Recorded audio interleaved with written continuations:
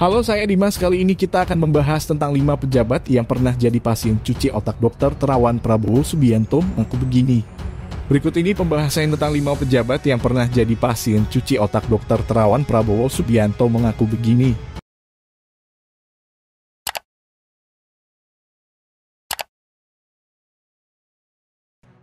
Suara.com pemecatan izin praktek Dr. Terawan Agus Putranto beserta keanggotaannya dari Ikatan Dokter Indonesia.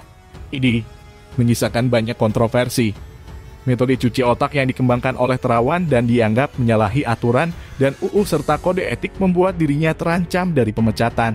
Kendati demikian, sudah ada beberapa pejabat yang pernah mencicipi metode cuci otak Terawan. Simak deretan pejabat yang pernah menjalani metode cuci otak ala Dr. Terawan ini. 1. Prabowo Subianto.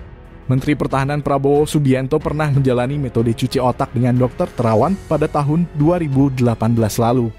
Prabowo mengaku ia mengalami penyakit vertigo selama bertahun-tahun dan membuatnya sulit untuk berdiri terlalu lama ketika melakukan pidato kunjungan. Hal ini membuatnya berkonsultasi dengan Dr. Terawan dan menjalani terapi cuci otak sebanyak 4 kali. Setelah melakukan terapi, Prabowo mengaku bahwa ia sudah bisa pidato selama 3 jam hingga 5 jam tanpa merasakan vertigo tersebut menyerang kembali. 2. Dahlan Iskan, mantan Menteri BUMN periode 2011 hingga 2013. Dahlan Iskan bahkan pernah menuliskan sebuah tulisan berjudul membersihkan gorong-gorong buntu di otak. Tulisan tersebut menceritakan kronologi metode pencucian otak yang dilakukan oleh Terawan kepadanya pada tahun 2013 silam. Dahlan menceritakan bahwa ia penasaran dengan metode tersebut walau pada saat itu Terawan sudah dilanda kontroversi. Namun Dahlan hanya ingin mencegah hal-hal yang tidak diinginkan ke depannya. Hal tersebut membawanya ke meja operasi RSPAD Gatot Subroto. Dahlan mengaku merasa plong dari sensasi cuci otak tersebut yang ia rasakan di otak dan mulutnya dalam beberapa detik terapi tersebut. Melihat kasus yang menimpa dokter yang sudah menyelamatkan otaknya ini, ia mengaku siap bersaksi untuk kasus pemecatan Terawan. 3. Abu Rizal Bakri.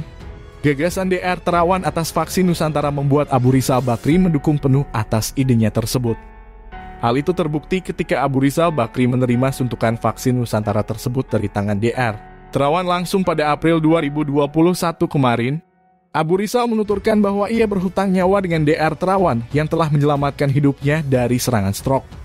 Saya percaya dengan vaksin ini karena memang saya percaya dengan kemampuan Dr. Terawan. Bahkan saya ini pernah hutang nyawa. Karena beliau dengan metode cuci otaknya pernah menyelamatkan saya dari serangan stroke yang fatal. Ujar pejabat yang bisa dipanggil Ical melalui akun Twitter pribadinya @AbuRizalBakri. 4. Ani Yudhoyono. Mendiang Ani Yudhoyono adalah salah satu pasien Dr. Terawan yang sempat dirawat di rumah sakit Singapura. Ibu Ani yang saat itu mengalami penyakit kanker darah harus dilarikan ke Rumah Sakit National University Hospital, Singapura untuk mendapatkan perawatan intensif. Terawan yang saat itu masih menjabat sebagai kepala RSPAD diutus oleh Jokowi untuk menangani langsung dan melakukan pendampingan terhadap Ibu Ani di Singapura. Hal ini juga diaminkan oleh Kepala Kantor Staf Presiden KSP, Muldoko, yang menangani berkas-berkas pemulihan Ibu Ani. Muldoko juga menyampaikan bahwa perawatan intensif tersebut menjadi salah satu fasilitas yang dapat digunakan oleh para mantan presiden beserta keluarga. Tapi tak diketahui apakah Ani Yudhoyono juga menjalani terapi cuci otak Terawan. 5. Mahfud MD. Begitu pula dengan Mahfud MD. Beliau mengaku pernah menjadi pasien DR Terawan pada April 2018 lalu ketika mengalami gejala stroke. Ia mengaku bahwa setelah diterapi cuci otak keadaannya langsung membaik dan bisa langsung pulang ke rumah. 3 jam terapi setelah itu selesai. Saya bisa langsung pulang ke rumah. Jelasnya saat ditemui di Perguruan Tinggi Ilmu Kepolisian Jakarta pada 2018 lalu. Nah, itu tadi pembahasan tentang 5 pejabat yang pernah jadi pasien cuci otak Dr. Terawan Prabowo Subianto mengaku begini.